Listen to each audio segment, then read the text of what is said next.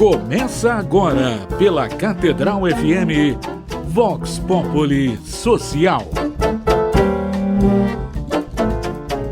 Boa noite para você que está na sintonia da Rádio Catedral, a sintonia da felicidade. Sou eu, Fátima Lima, com você nesta quarta-feira no Vox Populi Social, nesta missão aqui de trazer para você que é o nosso ouvinte, para você que está na sintonia da nossa emissora, um pouquinho da caridade social e as várias frentes, não é, que a caridade social realiza nesta arquidiocese. Portanto, é com muita alegria que eu estou aqui para poder apresentar para você mais uma frente, mais um braço, vamos dizer assim, dos trabalhos que são realizados aqui na nossa arquidiocese, que é a Pastoral do Menor. Para conversar comigo hoje, ele sempre vai estar aqui na mesa, a gente vai conquistando isso devagarzinho, porque, afinal de contas, né, ele é vigário episcopal para a caridade social. Monsenhor Manuel Manangão, seja muito bem-vindo, boa noite. Uma boa noite, Fátima, e boa noite a todos os ouvintes. E aí, quem sabe um dia ele não vai estar aqui apresentando o programa, né? Tem uma voz tão gostosa no microfone. Vou deixar todo mundo dormindo do outro lado. Não, deixa não. E também aqui para falar desse projeto, a coordenadora técnica dos programas sociais, e aí você me corrija se eu estiver errada, Giovana Silva. Seja muito bem-vindo, boa noite. Boa noite, obrigada pelo convite. É isso mesmo, falei certinho, né? Falou. Bom, a Pastoral do Menor tem 35 anos, é um trabalho a serviço da criança e do adolescente em vários pontos do Rio de Janeiro e atuando também em vários projetos sociais, não é isso, padre? Fala um pouquinho desses 35 anos aí pra gente. Eu nem sabia que já tinha esse tempo todo. Mas como a gente já vem falando no programa anterior, o vicariato ele tem a finalidade de agregar na Arquidiocese do Rio de Janeiro todas as pastorais chamadas pastorais sociais, movimentos e outras atividades que têm as suas próprias pernas, mas que também fazem parte desse conjunto geral da Igreja do Rio de Janeiro. As pastorais, elas têm esse nome porque elas são uma derivação da função do pastor. Uhum. Né? Em cada arquidiocese, cada diocese, em cada comunidade, paróquia, é colocado pela Igreja um pastor à frente. E na medida que o trabalho vai acontecendo, a evangelização vai se dando, a igreja vai se formando, ela vai sentindo as necessidades, as preocupações, as angústias, os anseios da realidade, não é? E assim foi também com a pastoral do menor, não é? Ela nasce há 35 anos atrás, decorrente de uma campanha da fraternidade que falava exatamente sobre o menor. E ao se debruçar sobre essa realidade na cidade do Rio de Janeiro, Dom Eugênio, que era então o arcebispo responsável pela nossa arquidiocese, convidou um grupo de pessoas para fazer parte daquilo que vai ser chamado, com o passar do tempo, de Pastoral do Menor, aqui na cidade do Rio de Janeiro. E a preocupação é, primeiro, com os menores numa situação precária de vida, ou como a gente costuma na correria dizer, em risco de vida. Não é? São crianças e adolescentes e jovens das paróquias, principalmente da periferia, não é? Das comunidades de periferia, aonde a gente vai procurando ser um sinal da graça e da bênção de Deus, do sonho de Deus para a humanidade, para resgatar, muitas vezes, ou para impedir outras vezes, né? Então, nesse sentido, a pastoral do menor acaba assumindo dupla finalidade. De um lado, ela tem o caráter preventivo, de tentar levar atividades, programas, processos que possam impedir que a criançada e os jovens se desencaminhem no correr da vida, e, ao mesmo tempo, um amparo também para aqueles que, na verdade, vão se desencaminhando e precisam de uma mão estendida para um retorno, que seja seguro e que seja razoável, né? E com isso também, ao longo do tempo, uma outra vertente lidando com menores que estava vinculada no passado à pastoral carcerária, porque, de uma certa maneira, era o modo como se lidava com esses jovens. De um tempo para cá, já no mandato de Dom Orani, ele se agrega. Então, hoje a Pastoral do Menor tem dentro de si esses dois braços. O braço que lida com aqueles que, na correria da vida, se desencaminharam e hoje estão sofrendo as consequências disso e tendo sobre eles um cuidado que são medidas socioeducativas, não é?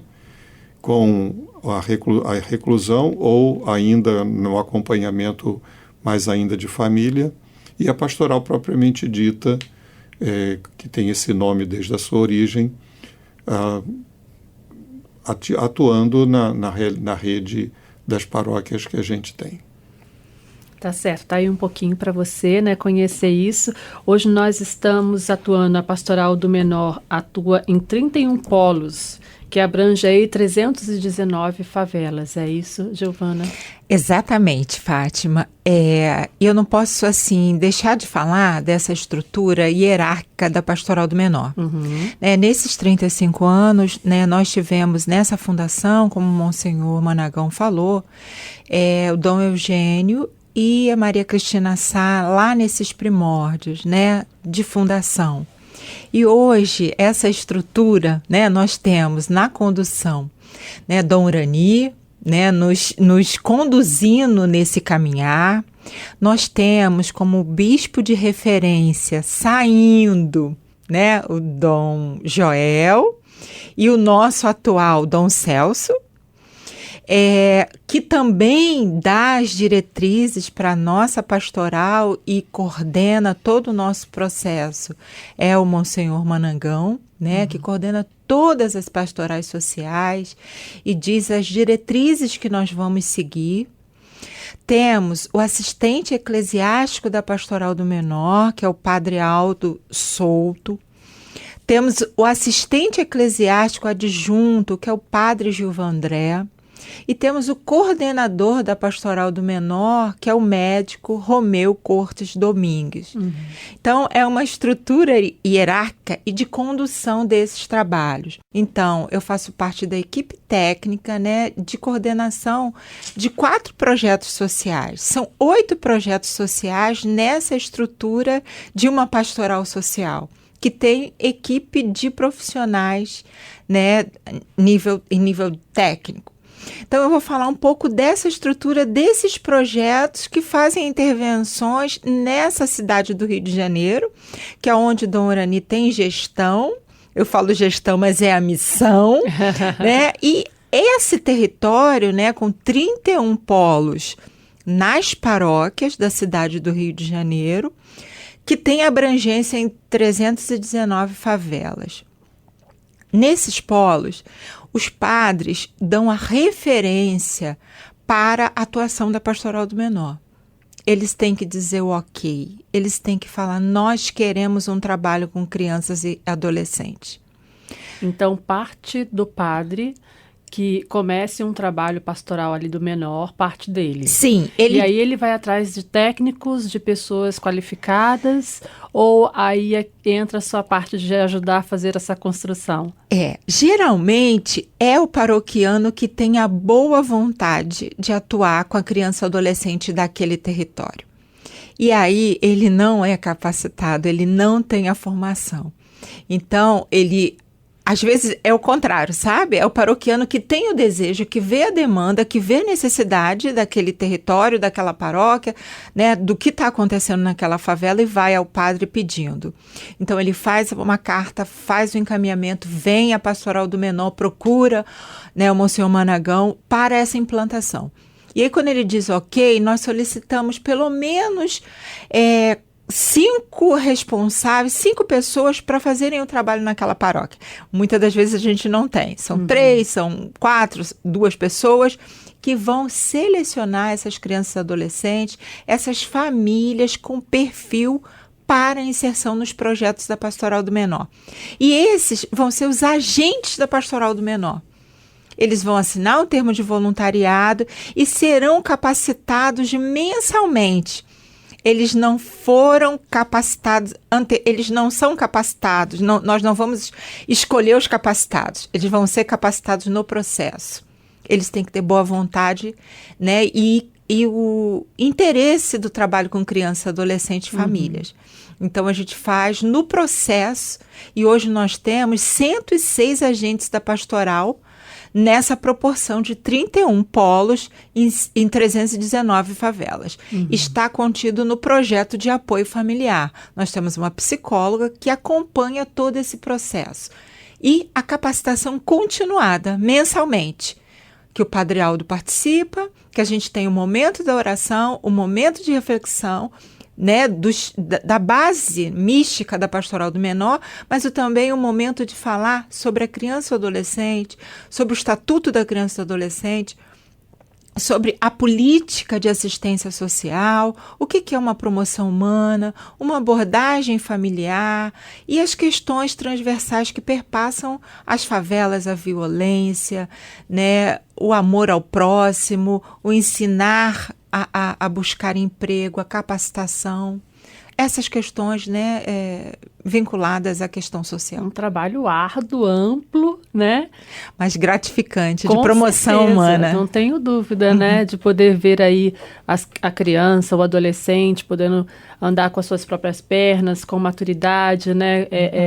Firme, sabendo para onde está indo, não para qualquer lado. Mas anotei vários pontos que você foi falando, que aí eu queria também que o Padre Manangão pudesse ir ajudando. Você falou das diretrizes da pastoral. De onde surgem essas diretrizes? Ela vem do Vaticano, ela vem da CNBB, é uma diretriz que, porque como a gente sabe que cada lugar tem a sua demanda própria, é uma diretriz que foi estabelecida aqui na Arquidiocese do Rio. Na verdade, no início da pastoral era uma coisa muito própria da Arquidiocese do Rio de Janeiro, que era o jeito de Dom Eugênio ver a realidade, né? Mas ele também lembrava que não tem como ficar separado do restante da igreja no Brasil, não é? E com isso foi se colocando de uma forma bastante articulada tantos elementos que fazem parte do pensar da igreja no Brasil, que a gente popularmente vai chamando de CNBB, né? Porque se refere à conferência, né, dos bispos, não é? De todos os bispos que se reúnem anualmente para um período de 10 dias de reflexão sobre a realidade pastoral das igrejas pelo Brasil afora, e ao mesmo tempo também vão se reunindo enquanto membros do Conselho Permanente da CNBB para irem atualizando e discutindo conforme o tempo passa. Porque, na verdade, a vida nossa a vida é dinâmica e a Sim. pastoral não pode ficar restrita a uma coisa aqui engessada, né? Pelo que foi ou pelo que achou que tem que ser, né? Então, ela vai sendo amadurecida e os documentos vem documentos da CNBB, vem documentos da própria pastoral, nacional, que vão do conjunto da pastoral nacional, que vai tentando orientar. E aí cabe a cada diocese perceber aqueles elementos que são mais próprios para a realidade local e colocar em prática. Evidentemente que também, se a diocese percebe que tem elementos que não foram tocados nos documentos oficiais, não é? Porque não é a visão no momento em que eles foram feitos, nada impede que haja uma contribuição que a gente pode brincar dizendo que é de baixo para cima, não é? A contribuição da diocese, das dioceses, em vista de um fortalecimento e de um amadurecimento da missão e do pensamento sobre a dita pastoral, que no caso aqui é a pastoral do menor. Então, o caminho é de mão dupla. Sim. Tem documentos que nascem embaixo e vão sendo aprimorados, né, nas reuniões, nas reflexões, e há documentos que são vislumbres das necessidades para o Brasil inteiro que nascem do conjunto da CNBB e são trazidos para a diocese. Porque inclusive a gente está falando aqui dos lugares de periferia, né, das favelas, mas a gente conversava há pouco que inclusive agora no asfalto também tem quase que as mesmas necessidades que você encontra nesses lugares, né? Exatamente, Fátima. E aí a gente vê um pouco lá na realidade da Zona Oeste. Tem locais que não são favelas, são conjuntos, né? Mas a gente percebe a presença da milícia.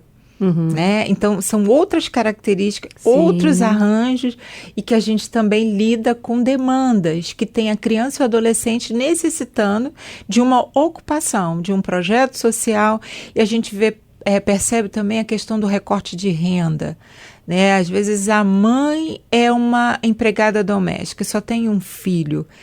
E aí ele é considerado um filhinho de mamãe dentro daquela realidade, porque não passa tanta necessidade quanto aquele que tem 5 filhos, né?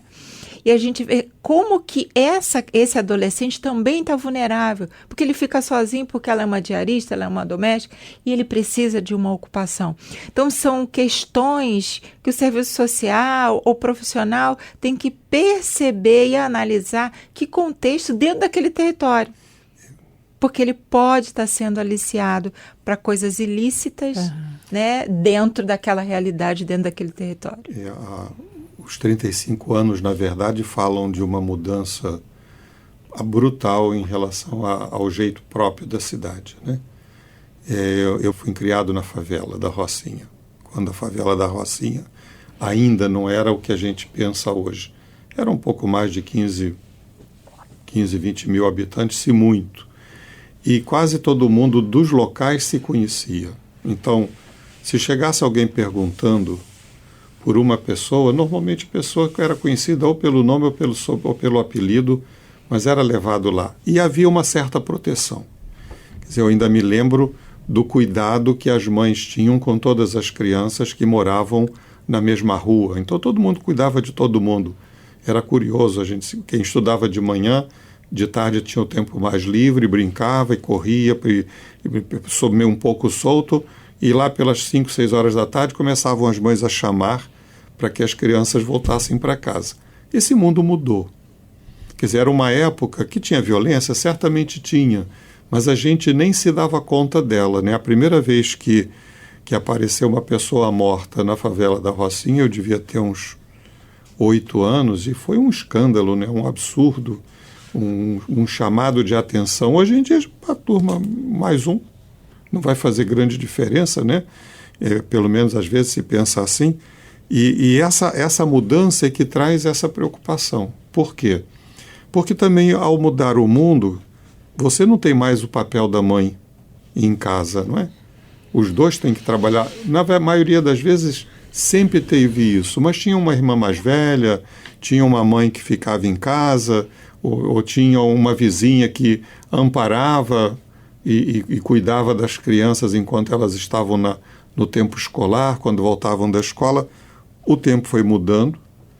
Eu voltei para a Rocinha 17, 18 anos depois que eu estava lá, né? Porque eu saí da Rocinha quando fui entrar para o seminário e voltei depois de padre.